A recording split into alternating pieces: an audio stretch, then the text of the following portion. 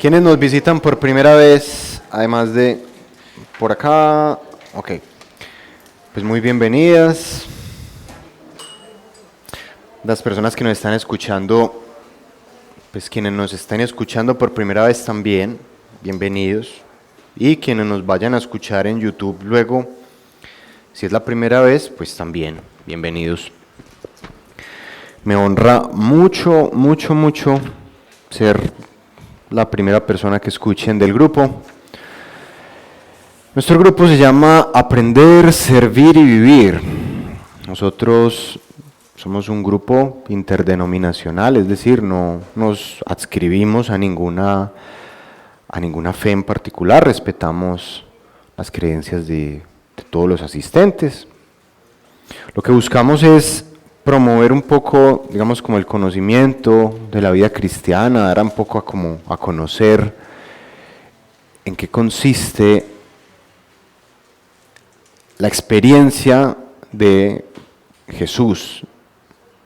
Y pues nos interesa precisamente que quien venga acá se acerque a Dios y se acerque a Dios, digamos, en la manera en que Él lo mande, ¿no? Somos un grupo de personas que digamos, hemos formado este grupo con este propósito. No pertenecemos a ninguna organización, no tenemos ningún ánimo de lucro y venimos haciendo esto desde hace ya casi 10 años.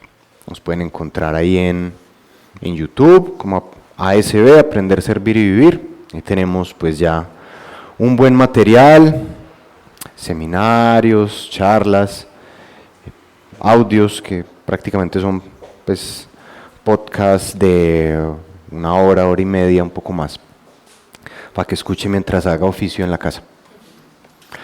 Bueno, y como normalmente lo hacemos, pues antes de hablar, por lo general le entregamos este momento a Dios y hacemos una pequeña oración, así que Padre Santo, te damos gracias, Señor, por este momento, te damos gracias por estar aquí ahora contigo. Ponemos esta reunión en tus manos, ponemos esta charla en tus manos. Que no se diga aquí nada, Señor, que no esté de acuerdo con tu voluntad. Y que estas palabras, Señor, que vamos a decir hoy, no queden simplemente como en la memoria, sino que bajen al corazón y que remen ahí, Señor. Que se conviertan poco a poco en acciones, en obras. Espíritu Santo de Dios, te invitamos, Señor, a este lugar. Inunda, Señor, este lugar. Y te pedimos esto en el nombre de Jesús, Señor, para tu gloria. Y nos extendemos, Señor, a los demás. Amén. Bueno, hoy vamos a hablar sobre un tema que da mucho, mucho para hablar. Realmente esto es un pequeño abrebocas para un tema muy denso. Una pregunta: ¿por qué Dios permite el sufrimiento? ¿Por qué Dios permite el sufrimiento? Para allá Gabriel se toca la cabeza y dice, Dios.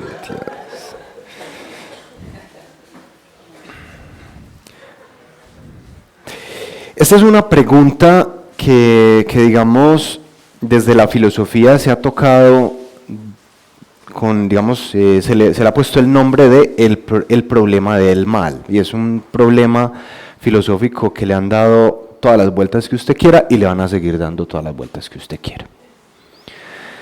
Pero desde el punto de vista teológico también, porque cuando uno lee la Biblia, pues uno se encuentra precisamente con esto, uno se encuentra precisamente con un choque entre, digámoslo así, entre el bien y el mal, ¿sí?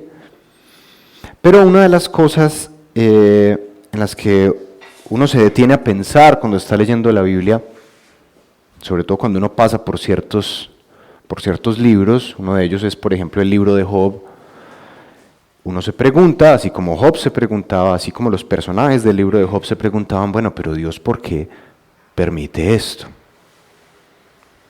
¿Por qué Dios permite el sufrimiento? Partiendo de la idea, por supuesto, de que Dios es un Dios benevolente, de que es un Dios que nos cuida, de que es un Dios que nos ama, que además de eso es un papá y que busca construir una relación de padre, hija con nosotros. Yo soy papá, yo no quiero que a mi hija le pase nada. Lastimosamente estamos en un mundo en donde pasan cosas, ¿cierto? No puedo impedir eso. Sin embargo, le pasan cosas. Mi voluntad es que no le pase nada malo. Sin embargo, pasan cosas. Entonces es lo mismo. Y como digamos mi hija está, digamos, bajo mi cuidado en ciertos momentos, obviamente lo que le pase a ella es responsabilidad mía. Es una niña de 6 años. Entonces uno le hace el mismo reclamo a Dios. Bueno, Dios, pero ¿por qué me pasan estas cosas a mí? ¿Y por qué le pasan esas cosas a él? ¿Y por qué le pasan esas cosas a ellos? Les pasa a ellos, ¿cierto? Entonces ahí empieza toda esa pregunta. Es una pregunta muy válida, es una pregunta que todos nos hacemos en algún momento del camino y digamos, la manera en que nos aproximamos a esa pregunta, también digamos que de ahí se deriva un poco nuestra madurez con Dios también. Esta es una de esas preguntas que surgen como en momentos de madurez del camino. Al principio, cuando uno recién conoce a Dios, todo es muy agradable. Es como un enamoramiento, ¿sí? Y es un momento de efusividad, es un momento de amor, es un momento de mucha felicidad, de mucho, digamos, de mucho gozo, y sobre todo después de alguna experiencia difícil. Por lo general nos acercamos a Dios después de una experiencia muy difícil. Excepcionalmente la gente se acerca a Dios cuando está bien. Y después de un tiempo, entonces, digamos, pasábamos por algunos momentos difíciles y Dios se vuelve como silencioso, Dios se vuelve como distante. Y ahí es donde nos preguntamos, Dios, ¿por qué me pasa esto? ¿Y por qué me pasa esto otro? ¿Y por qué no me hablas? Etcétera. El problema del mal, desde la filosofía, es una de esas cuestiones más analizadas y digamos es como una de esas lanzas, ¿cierto?, que esgrimen los escépticos en contra de la fe. Muchas veces hablando pues, con varios escépticos, sean ateos, sean agnósticos, sean de otra religión. Una de las, digamos como, que de los reclamos que hacen es, bueno, pero ¿por qué su Dios? Y le dicen a uno su Dios, y uno imagina que es con D minúscula y todo. Su Dios, su Diosecito, o sea, ¿por qué permite que pasen estas cosas? Es que yo no soy capaz de concebir la idea de un Dios todopoderoso, de un Dios todo benevolente, que permita que suceda tal y tal y tal y tal cosa, ¿cierto? Como que no son capaces de conciliar la idea de un Dios tal y como nos lo describe, digamos, la Biblia, con la realidad de nuestro mundo, que no es una realidad perfecta, ¿cierto? Digamos que, en resumidas cuentas, el argumento va por este lado. El argumento escéptico en torno a Dios. Si Dios es bueno y todopoderoso, y digamos que hay un mundo plagado de males o de cosas inaceptables, entonces, o ese Dios no existe, o no es un Dios bueno, ¿cierto? O es un Dios indiferente al dolor, o es un Dios que solo quiere a algunos, con un amor condicional, ¿cierto? Ese es, digamos, como que el argumento a rasgos generales. Había un teólogo llamado Lactancio. Para ser teólogo hay que tener un nombre así, de esos, Lactancio, que en su momento, digamos que parafraseó una supuesta paradoja de un filósofo griego llamado Epicuro. Si quieren ser filósofo griego, también tienen que tener un nombre sonoro como Epicuro. ¿Sí? No me puede llamar José, no me puede llamar Manuel, no, un nombre así como Anaxágoras, ¿cierto?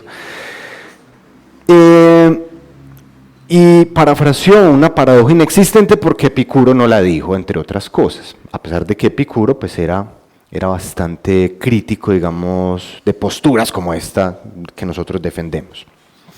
Decía así: si Dios quiere prevenir el mal y no es capaz, entonces no es omnipotente. Si es capaz y no desea hacerlo, entonces es un Dios malvado. Si es capaz y desea hacerlo, entonces ¿por qué rayos hay sufrimiento? Epicuro no dijo eso así. Y si no es capaz ni desea hacerlo, ¿para qué llamarlo Dios? ¿Cierto? Uno ve a veces ahí en Facebook, ahí que la gente comparte el meme, ¿cierto? Y bueno, sobre esto hay que aclarar entonces varias cosas. Pues lo primero es que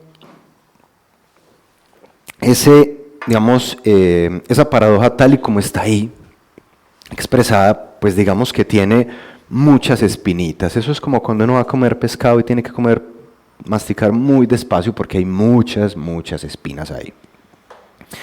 Lo primero que hay que diferenciar, como decía un filósofo muy interesante que se llama William Lane Craig, que es también un apologista cristiano, él decía que hay que diferenciar primero que todo el problema emocional del mal del problema intelectual del mal. Y él decía, pues él dice lo siguiente: ¿por qué? Porque no necesariamente las dos apuntan hacia lo mismo. Dice lo siguiente William Lane Craig, él dice: el problema emocional del mal es una reacción emocional a no poder conciliar la idea de un Dios omnibenevolente, o sea, un Dios que es todo bondad, con un Dios, con un mundo lleno de todo lo que nosotros vemos a diario, de todo lo que nosotros vemos en las noticias y todo lo que nosotros vemos en la historia cuando la estudiamos. Lo normal es que, y esa es como de las primeras reacciones emocionales que tiene uno, es: esto a mí no me cuadra y me genera rechazo. Mucha gente se aleja de Dios solamente por esto. Sea por lo que sucede en el mundo y que Dios aparentemente no hace nada al respecto, o por los sufrimientos que esa misma persona, por los que ha pasado, y digamos que dice: es que Dios no hizo nada al respecto, no me ayudó, no me dio lo que necesitaba, no me avisó, etc. ¿Sí? Dice Lane Craig que eso realmente es un problema emocional y que se puede analizar desde un punto de vista intelectual y nos da una mirada completamente distinta. Él dice: si analizamos ese problema de un Dios benevolente y omnipotente por un lado y un mundo hostil por el otro, un mundo peligroso porque no vivimos en un mundo sano, en un mundo seguro, no, cualquier día nos cae una matera en la cabeza y morimos, cualquier día nos atracan y nos matan, cualquier día estalla una guerra, cualquier día un chino se come un murciélago y estalla una pandemia.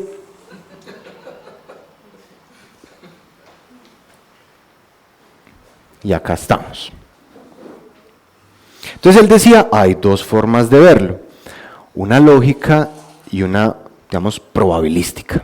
Entonces que muchos filósofos han visto una incongruencia lógica acá y dice: vea, es imposible que Dios exista, que un Dios así exista, ¿sí?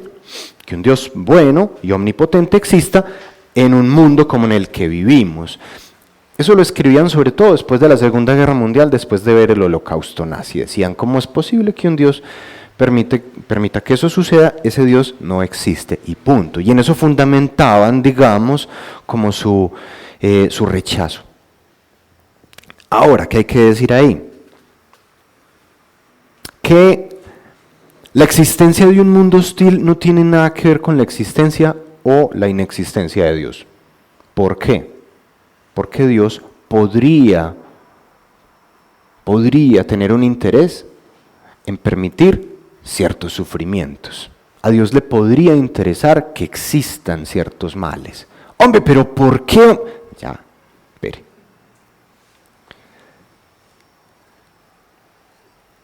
Ahora,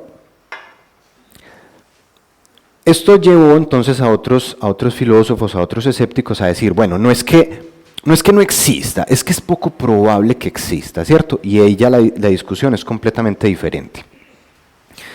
Si nos salimos de la cuestión de que Dios existe, Dios no existe, yo creo que muchos de los que estamos acá hemos presenciado tantos milagros y hemos presenciado tantas manifestaciones sobrenaturales que realmente esa discusión de si Dios existe o no existe, para nosotros no es una cosa que nos quite el sueño.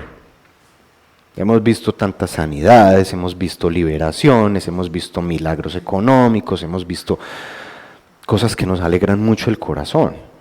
Muchas de las personas que están acá tienen muchos testimonios y testimonios muy, muy poderosos. ¿Sí? Entonces esa discusión pues no es como la que más nos interesa. La discusión que más nos interesa es por qué Dios permite el sufrimiento. ¿Sí? Ese Dios que me sana, ese Dios que me libera, ese Dios que me arregla, me saca de un problema tremendo de una forma sobrenatural además. Porque ese Dios permite el sufrimiento. Esa es la pregunta que muchas veces nos quita el sueño cuando ya llevamos cierto camino en Dios. Y podemos empezar a salir de ese berenjenal con una palabrita clave, y es la omnisciencia de Dios. Dios tiene unos rasgos, Dios tiene unas cualidades que lo hacen Dios. Dios es omnipotente, Dios es omnisciente, Dios es omnibenevolente, Dios es omnipresente, etc. Y la omnisciencia, ¿qué significa? Que lo conoce todo, que lo sabe todo. Ahora, Dios lo sabe todo, Dios ya sabe en qué va a parar todo esto. Dios ya sabe en qué va a parar usted. Dios ya sabe usted cómo se va a morir o cómo se va a ir de acá. No sé, Dios ya sabe. Lo que pasa es que eso no importa. Porque lo que importa es, digamos, la experiencia que usted tiene aquí y ahora en el mundo. Nosotros, seres humanos, limitados, encerrados en la tercera dimensión, nosotros no sabemos qué nos va a pasar cuando crucemos esa puerta. Pero Dios sí. Yo ya les he puesto este ejemplito muchas veces. Una hormiga está como en la segunda dimensión. Una hormiguita no puede ver como en profundidad ni en nada, ¿cierto? Yo veo una hormiga caminando por ahí y yo veo que hay uno de esos lagartos que comen hormigas, ¿cierto? Y está esperándola ahí muy feliz. Yo le digo a la hormiga, ve, si vos seguís caminando por ahí, te vas a morir. Y la hormiga me va a escuchar y me va a decir, pues, ¿qué sabes? Vos no sabes nada, ¿cierto? Yo estoy caminando por acá y yo no sé a qué me enfrento. Así son las hormigas. Lo cierto es que si sigue caminando, yo le calculo en unos 5 segundos se la va a comer ese lagarto. Y se la come. Y antes de morir, ella dice, ¿cómo lo supo? ¿Cierto? Pues básicamente porque yo estoy en la tercera dimensión, estoy aquí sentado y te estoy viendo, y estoy viendo qué es lo que va a pasar. Ahora, esto pues no es ninguna cosa esotérica, existen más dimensiones, la física lo estudia y existen otras dimensiones, y si hay un ser que vive en una dimensión más arriba de la nuestra, más arriba entre comillas, podría saber qué va a suceder con nosotros, pero nosotros no lo sabemos. Así es la experiencia, así es el juego de la vida. Y una de las características es que no sabemos para dónde vamos. Solamente sabemos que estamos aquí ahora y que hemos vivido tal y tal cosa. Entonces nosotros no sabemos que muchos males parecen serlo hasta que vemos cómo se desarrolla la situación. Cuando yo era niño y me iban a poner el primer cóctel de vacunas, yo no entendía por qué mi mamá me entregaba ante ese horrible ser en bata blanca que me chuzaba sin parar, ¿cierto? Pues, y yo no entendía eso y yo me ponía muy bravo, pues, o sea, es que es una indignación absoluta. Mi abuelo era pediatra y una vez le puso una vacuna a un niño, le sacó la aguja, la puso por ahí, mientras se lavaba las manos el niño le cogió la aguja y ¡tá! Se la aterró. O sea, un niño no entiende eso. Un niño no entiende eso, ¿sí? O sea, uno no entiende por qué lo chuzan, ¿cierto? Y uno, ¿qué se va a poner a explicarle a un niño de 3 o 4 años? Hombre, es que mira, te estamos poniendo una vacuna para que la polio, que la meningitis, que no sé qué. Ese niño a duras penas sabe que la gripa existe, hombre. Entonces uno no se va a sentar a explicarle un montón de cosas que su cerebro todavía no va a asimilar. Pero él no sabe eso, lo único que sabe es que está ante una amenaza y su cerebro bota adrenalina y todo, ¿cierto? Entonces uno no entiende ciertas cosas hasta que se desarrollan. Y ya después, más adelante, cuando uno se corta, cuando uno es un niño y uno se corta con un alambre de púas oxidado, pues uno ya tiene la vacuna contra el tétano, pues la cosa no va a ser tan complicada, ¿cierto? Y uno le dice, mamá, me corté con un alambre de púas oxidado. Bueno, usted ya tiene vacuna contra el tétano. ¿Cuándo? Ah, no se acuerda la vez que usted le enterró eso a ese viejito. Una operación a corazón abierto. Yo estudié Derecho y en Derecho Penal, pues a uno le dicen, bueno, una operación a corazón abierto básicamente es una lesión, ¿cierto? O sea, usted lo están lesionando, usted lo están abriendo en dos, ¿cierto? Le están abriendo todo el costillar y le van a sacar el corazón. O sea, eso es, digamos, una tentativa de homicidio, ¿cierto? Uno lo podría ver, pero de la forma más horrible, ¿cierto? No, resulta que le van a arreglar el corazón, se lo van a volver a poner y lo van a coser. En la Biblia, el pueblo de Israel, cuando estaba, digamos, esclavizado en Egipto, hizo la misma pregunta, ¿qué estamos haciendo acá? Nosotros pues no es que somos que el pueblo elegido, que no hay qué cosa, que Abraham, y que nos mandaron para acá, y cómo así. Y estos egipcios aquí dándonos juguete y nos ponen es que hacer más ladrillos y en el mismo tiempo. ¿Y por qué? Y no sabían, esos hebreos, hebreos de ese momento, no sabían que Dios los iba a llevar al desierto. Y en el desierto hicieron las mismas preguntas, a esto vinimos acá, a aguantar hambre, a comer maná, de lunes a domingo, 3 veces al día, ¿sí? A esto nos manda Dios, ¿y por qué nos manda esto? Y no sabían que Dios los estaba preparando ahí. Y que lo que Dios les estaba mostrando ahí iba a quedar registrado en estos primeros libritos del Antiguo Testamento e iban a ser, digamos, como una matriz importante de la Biblia y de muchos conocimientos que nosotros manejamos. Pero ellos no lo veían. Y cuando después pasaron por las duras y las maduras, también se hacían la misma pregunta, pero ¿por qué Dios? Yo no sé si ustedes han visto una película muy bonita, ya muy clásica, que se llama El violinista en el tejado, que es sobre el pueblo judío. Entonces el protagonista, pues obviamente un judío, llega un momento, está pues ahí como en oración y le dice, Dios, ve, yo sé que nosotros somos el pueblo elegido, pero de vez en cuando no puedes cambiar de pueblo elegido. Pues yo sé que todas estas cosas nos pasan porque somos el pueblo elegido, pero no puedes como ir cambiando ahí de vez en cuando, ¿cierto? Se preguntaban eso muchas veces, sin saber qué era lo que deparaba después. Y el pueblo de Israel se caracterizaba por eso, por fortalecerse tremendamente después de todos los batacazos que han sufrido, ¿no? Ellos existen, siguen, ahí están, fuertes. Y se levantan.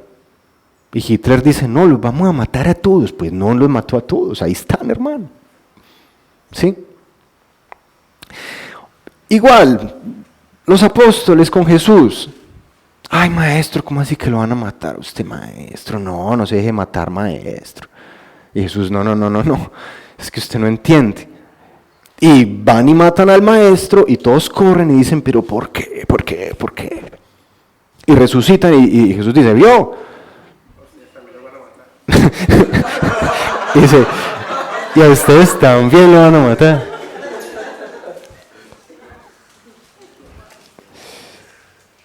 Hay males que en el momento son completamente inaceptables, son intolerables, ¿cierto? Pero uno no sabe que puede haber un propósito ahí. Dice el libro de Proverbios, en el capítulo 16, en el versículo 4, que Dios tiene un propósito para todo, incluso para el malvado en el día final. En el libro de Job también habla mucho de eso, habla mucho de el propósito que Dios tiene con el mal o con los malvados.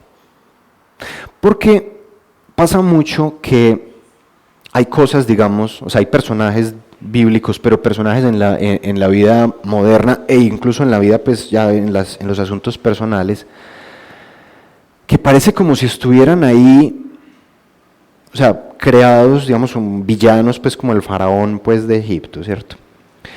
O Nabucodonosor, que parece que estuvieran ahí creados con el único propósito, pues de hacer algo bueno por el pueblo de Dios, ¿cierto?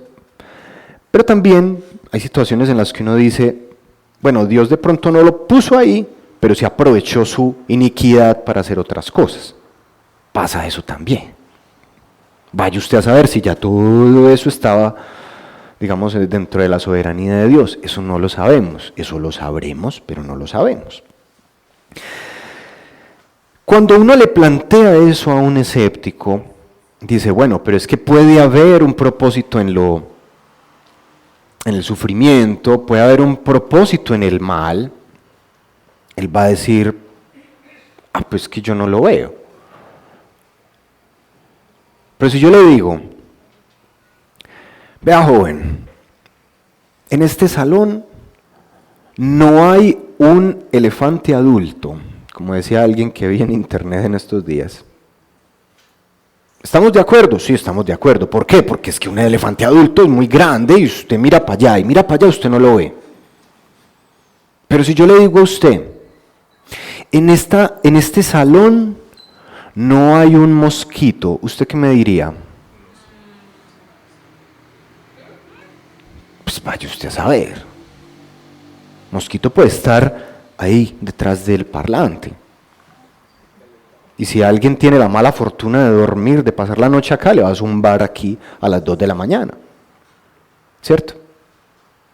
Pero no lo sabemos. No podemos decir categóricamente, no existe, no hay un mosquito aquí. ¿Cierto? Y con la misma lógica nosotros le podemos decir a alguien, usted no puede afirmar categóricamente que no existe un propósito para el mal, que Dios no tiene eso pensado, que no lo tiene en el presupuesto. Así que podríamos decir lo siguiente, Dios es omnipotente, es omnibenevolente y permite ciertos males o bien para que sucedan ciertos bienes, o bien para prevenir otros males. La fiebre es un mal que te previene de otro.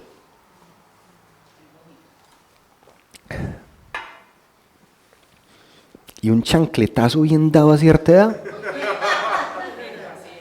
lo previene a uno de otros también, ¿cierto?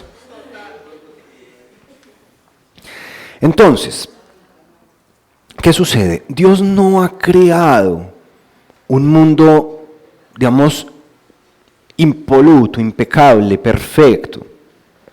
Al principio fue así. Pero Dios no creó un mundo que fuera un paraíso de aquí hasta la eternidad. Eso no fue lo que quiso hacer Dios. Cuando Dios dijo, hágase tal cosa y hágase lo otro, Él no puso ahí como el comando y que no exista el mal, no. y que no haya guerras, no.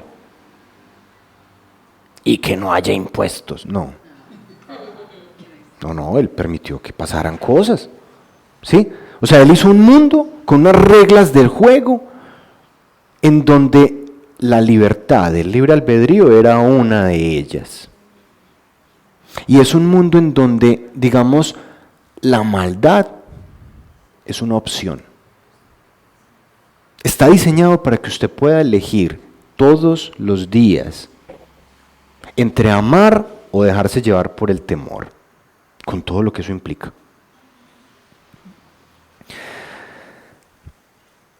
Aquí ya hemos dicho varias veces, y digamos que ya es como también como una conclusión que uno saca después de leer la Biblia, y es que el amor es una decisión, el amor se decide, no el amor romántico, sino el amor, digamos, el amor hacia el prójimo, pues. Van a decir, ay, pues que mi novia también es mi prójimo, y mi esposa también es mi prójimo. No, llévelo más allá, ¿sí? El amor se decide, es una decisión. Esa es como una de las reglas que Dios pone en este mundo, en ese mundo que diseñó. Y en un mundo así, uno esperaría, ¿cierto?, que digamos, esté la posibilidad de la maldad, esté la posibilidad de los desastres, esté la posibilidad de todas estas cosas. Parafraseando a uno de los padres de la iglesia, Ireneo de León, él decía, solo puede existir amor y solo puede existir, digamos, como la benevolencia que todos tenemos en nuestras obras buenas, pues, ¿cierto? Digamos, solamente pueden existir en un mundo hostil, en un mundo donde no todo es paz y amor, porque ahí podemos elegir, porque solo se puede elegir el amor cuando existe su opuesto, que es el miedo. Solo se puede, digamos, decidir no robar, ¿cierto?, cuando robar es una opción. Dentro de la dualidad en la que estamos, así son las cosas. Cuando nosotros pedimos valentía, Dios dame valentía, Dios dame sabiduría, Dios dame paciencia, Dios dame carácter. Díganme, los que ya llevan un tiempito acá, los que ya están curtiditos acá, si Dios les da carácter y les da sabiduría, les da todas esas cosas, o si por el contrario les da situaciones en donde eso se pone a prueba.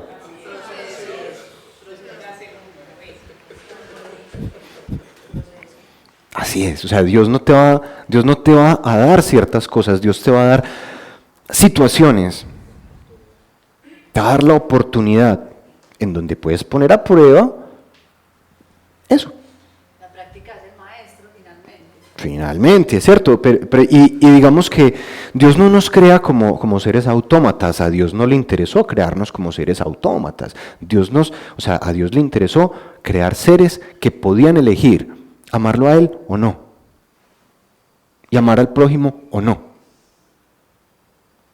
Y en eso en eso se edifica toda nuestra experiencia humana, ¿sí? Dios no creó entonces un mundo que se iba a quedar perfecto siempre.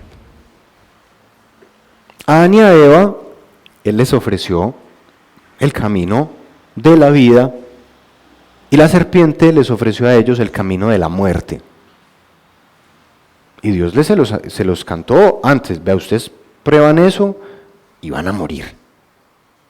Dios les dijo, acá tienen la vida, acá tienen la muerte. Y a los israelitas después de salir del Sinaí, o cuando llegan a entrar a la tierra prometida, les volvió a decir, ustedes tienen el camino de la vida, tienen el camino de la muerte, les recomiendo este por acá. Y se los volvió a repetir una y otra vez al pueblo. Entonces, Adán y Eva, como nosotros, porque somos terquitos, ellos eligieron el camino de la muerte. Incluso, pues de pronto no con plena conciencia. Nosotros ya digamos, ya en otra, con otra conciencia ya tenemos pues como esas cosas en mente. Nuestros actos ya empiezan a tener consecuencias en todos. Entonces, cuando elegimos el camino de la perdición, de la muerte, casi nunca vamos nosotros solitos, sino que nos llevamos gente en el proceso.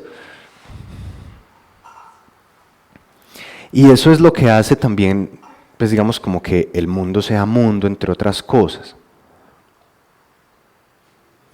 El mundo, básicamente, o sea, la mayor parte de los problemas humanos, dejemos a un lado, digamos, las cosas que no están en nuestro control, como una sequía o un meteorito, ¿cierto? Dejemos a un lado esas cosas, nuestros problemas humanos, nuestros problemas sociales, nuestros problemas...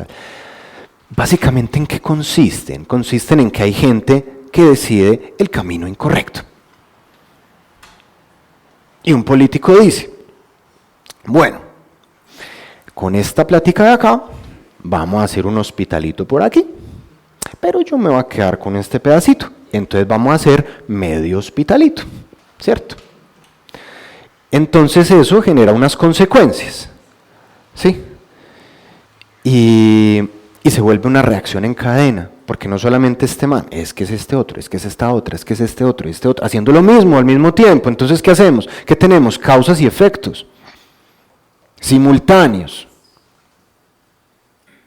Y los problemas humanos, los problemas graves del ser humano, pensemos en uno bien complejo como la pobreza, no tienen una sola causa, son un montón de causas al mismo tiempo. ¿Por qué? Porque son un montón de personas al mismo tiempo haciendo cosas que repercuten, como el efecto mariposa, ¿sí? Decía Dostoyevsky en Los hermanos Karamazov, la culpa es de todos y por todo. Exagerando un poco las cosas, pues realmente todas las cosas que nos pasan, por A o por B, tienen que ver por lo que hizo aquel o aquella en algún momento de la vida, ¿cierto? Y eso, digamos, ese es el mundo en el que nosotros nacemos. Ahora, en todo aquello puede haber un propósito, bien sea un propósito previo, o sea, un propósito que Dios creó desde antes, o Dios va, digamos, como dice por ahí, esa frasecita de cajón ya, Dios escribe sobre renglones torcidos. Dios aprovecha la maldad de algunos para hacer el bien hacia otros. Y como decía el apóstol Pablo, en la carta a los Romanos, en el capítulo 8, el versículo 28, para los que aman a Dios, todas las cosas son para bien. A la larga terminan siendo para bien, porque Dios termina organizándolo todo, al fin y al cabo. Así todo esté perdido alrededor. Sí, bueno, la Biblia contempla entonces como 3 tipos de males, o 3 tipos como de causas de sufrimiento. Por un lado, digamos, lo que podríamos llamar como el mal moral, o sea, que nosotros los seres humanos, por nuestra propia concupiscencia, decidimos no amar y decimos hacerle el dañito al otro. Por otro lado, el mal, digamos, natural. Hombre, es que yo tenía mi casita al lado del río, el río se la llevó. Hombre, es que me cayó un rayo y me morí.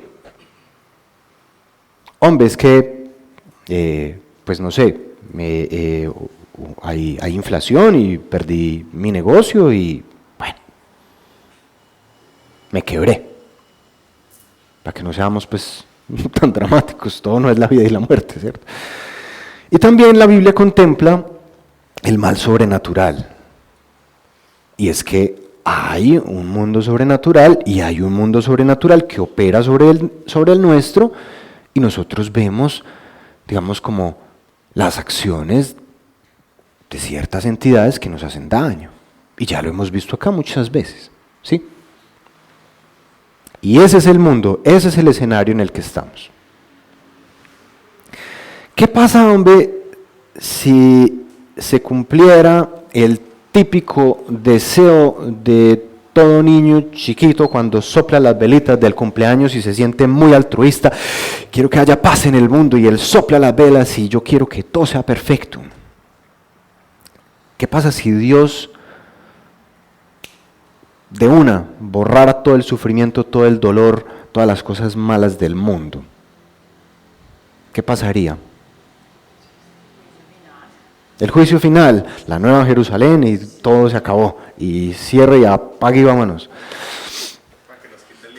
Para que nos quite el libre albedrío. Es que la cosa va por ahí.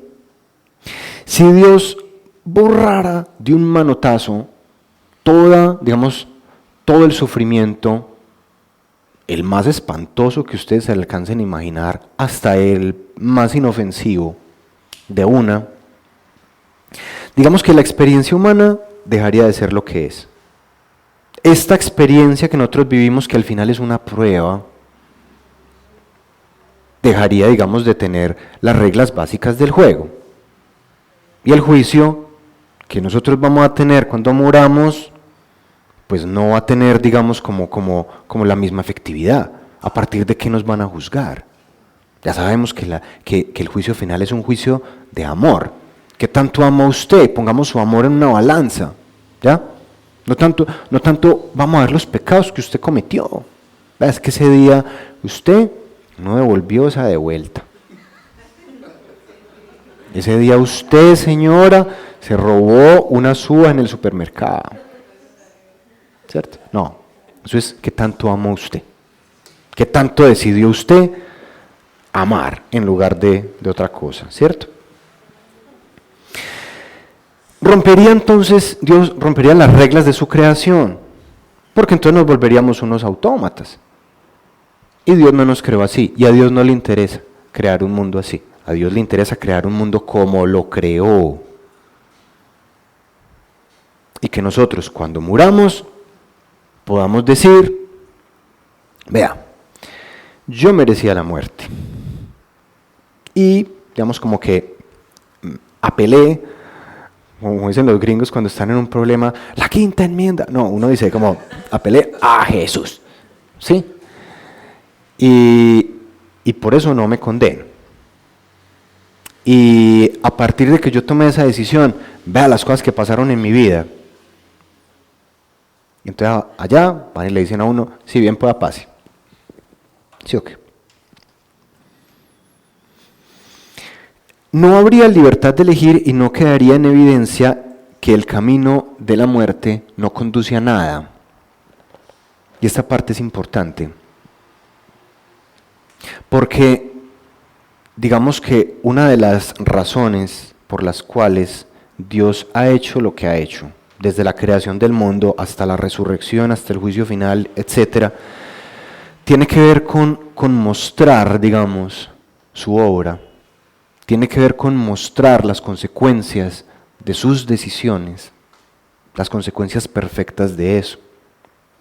En la carta a los Efesios, Pablo dice lo siguiente, en el capítulo 3, versículo 8 al 11, dice esto. A mí, que soy menos que el más pequeño de todos los santos, me fue dada esta gracia de anunciar entre los gentiles el evangelio de las inescrutables riquezas de Cristo, y de aclarar a todos cuál sea la dispensación del misterio escondido desde los siglos en Dios que creó todas las cosas, para que la multiforme sabiduría de Dios sea ahora dada a conocer por medio de la Iglesia a los principados y potestades, es decir, seres espirituales, en los lugares celestiales, conforme al propósito eterno que hizo en Cristo Jesús nuestro Señor. Hay un propósito en todo esto, y al final todos esos principados y potestades y ángeles y demonios y todo eso, al ver toda la gloria de lo que va a pasar, van a decir, ¡oh! Dios mío, ¿cierto? Digamos que hace parte del propósito de Dios. Ahora, una pregunta final. Ya sabemos que Dios puede permitir el sufrimiento. La pregunta es, ¿Dios siempre lo hace?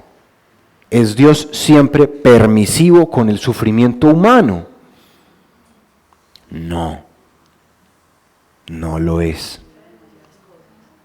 A veces hace cosas sin que nadie se lo pida. A veces hace cosas sin que nadie se lo pida.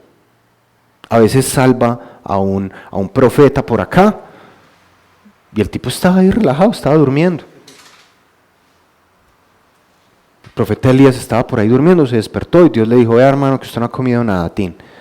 Vea ahí la comidita. El tipo no hizo nada, no le dijo: Dios, trae la comida para poder nutrirme y poder predicar. No, nada. O sea, como que de oficio, ¿cierto?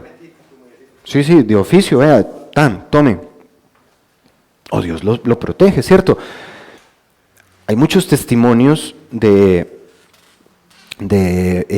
soldados árabes durante la guerra de los 6 días en Israel, que decían que, por ejemplo, iban a atacar a un batalloncito de israelíes por ahí, y los árabes los superaban en número, y que ya les iban a dar la tunda definitiva, y que veían un ángel ahí, decían: no, por aquí no nos vamos a meter. Hay muchos testimonios, ustedes pueden buscar de eso ahí en internet y los encuentran.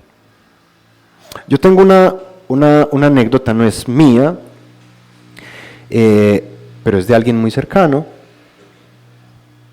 y tiene que ver con una de esas ocasiones en que Dios hizo algo sin que nadie se lo pidiera. Unos amigos tenían una empresita ahí como en crecimiento, y una vez uno de estos 3 socios empezó a tener, digamos, como ciertos contratos con alguien, como decimos nosotros acá, alguien muy maluco. Y este socio no se había puesto de acuerdo con estos dos para, digamos, tener estos contratos con este otro personaje maluco. Y este socio y este personaje tuvieron un malentendido muy maluco, y este acá le dijo unas amenazas muy malucas. Entonces, un día, tranquilos, estaban los otros 2 socios sentados ahí en el balcón de la casa en donde operaba la empresa, y llegó el personaje maluco, sacó una pistola y le apuntó y dijo: ay, yo no sé por qué me tiembla la mano. Y bajó la pistola, la guardó y se fue. Y años después, ese personaje que lo apuntó con la pistola se encontró con ese tipo al que le apuntó y le dijo: hermano, qué pena, yo había hecho esto. Pues, o sea, yo no sabía en qué iba a parar todo esto, porque ese personaje se convirtió a Dios, ¿sí? Y ese personaje al que le apuntaron en la cabeza, pues era nada más y nada menos que Pablo, el que ustedes conocen. Y Pablo ese día estaba pensando en los huevos del gallo. Estaba por ahí hablando con este otro amigo mío. ¿Qué iban a estar hablando? Cualquier cosa. No estaban en actitud de oración: Dios, protégenos. Dios todo lo puede. Si Cristo conmigo, ¿quién contra? No, nada, están hablando cualquier cosa. Y Dios de oficio hizo algo ahí. Ahora, a veces Dios hace cuando hay una oración de por medio. Hay una persona con una enfermedad y uno dice: bueno, vamos a orar por esta oración, y sucede algo. Y es Dios el que hace, no uno, ¿cierto? Eso lo tenemos clarísimo. Pero sucede algo también en parte porque hubo una voluntad de uno, de disponerse a abrir la puerta para que eso pasara. Entonces, no siempre Dios es permisivo con el sufrimiento, lo es a veces. Dirán los más pesimistas: pues casi siempre. No, si usted supiera, porque es que esta es otra cosa, uno a veces no sabe todas las cosas que pasan alrededor de uno. Uno no sabe todas las veces que uno se salvó de estar en un problema bien tremendo. Uno no tiene idea. Yo todos los días salgo al trabajo y yo cojo el bus. Y yo a veces digo, bueno, me voy a ir por este caminito a coger el bus. Bueno, pues este día me voy a ir por este, ¿cierto? Uno que sabe que se va a ir por este acá y le va a caer la matera en la cabeza, ¿cierto? Uno que va a saber si se le soltó el pitbull a alguien que lo tenía y le tiró al cuello, por ponerse así bien dramático, uno no sabe, ¿cierto? Y ese día yo me fui pues por acá, ¿cierto? Uno no sabe cuántas veces Dios lo ha salvado a uno de un problema bien berraco, uno no lo sabe.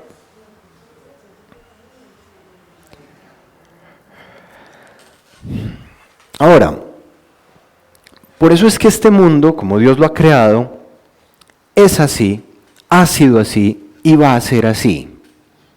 Porque Dios lo ha creado con esas condiciones, para que uno pueda decidir siempre si va a amar o no va a amar. Y por esa razón es que no tiene ningún sentido intentar cambiar al mundo. De hecho, todos los grandes intentos por cambiar al mundo han resultado en un desastre peor. ¿Qué se puede hacer? Primero que todo, ocúpese entre lo que pase entre Dios y usted.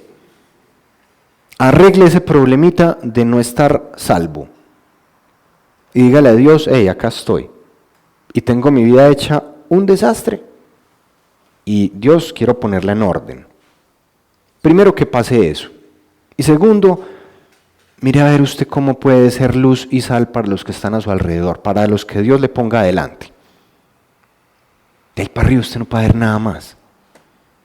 Usted no puede ni salvar a los muchachitos que están muriendo de hambre en África, usted no puede parar la guerra entre Rusia y Ucrania, usted no puede parar la variante Omega que venga. Usted no puede hacer nada por eso. Hay cosas que se van mucho más allá de nuestro control, pero hay cosas que sí están en nuestro control, ¿sí?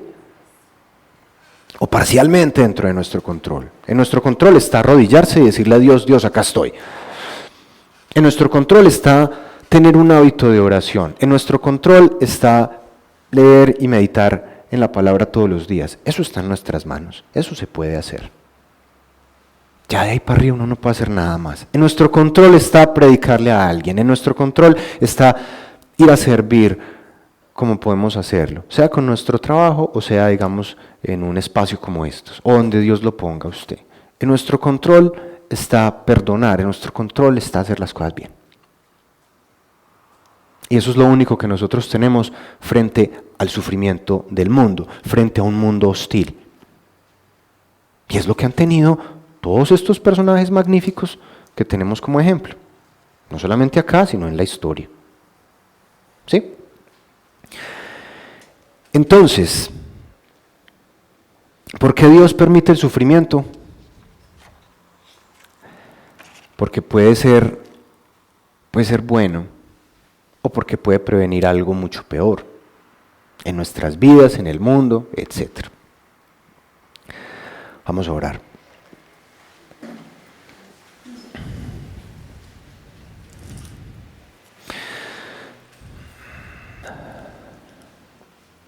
Señor, te damos gracias nuevamente por este momento. Te damos gracias, Señor, por estar acá contigo. Te damos gracias, Padre, por todas las cosas maravillosas que se desprenden, Señor, de vivir una vida a tu lado, de tomarte en serio, de ponerte a ti como el centro de nuestra vida. Gracias, Señor, por todas las sorpresas que nos esperan, Señor, porque sabemos que vienen, porque esperamos en ti, Señor, y sabemos que nuestra vida va de victoria en victoria. Así nuestra mente nos diga todo lo contrario. Papá Dios, yo oro por todas estas personas que nos están escuchando acá y por todas las que nos van a escuchar. Desciende, Espíritu Santo, y trae consuelo, Señor, y trae revelación en el nombre de Jesús, de todas estas palabras que hemos dicho acá. En el nombre poderoso de Jesús de Nazaret hemos dicho estas cosas, Señor, y te damos gracias. Amén.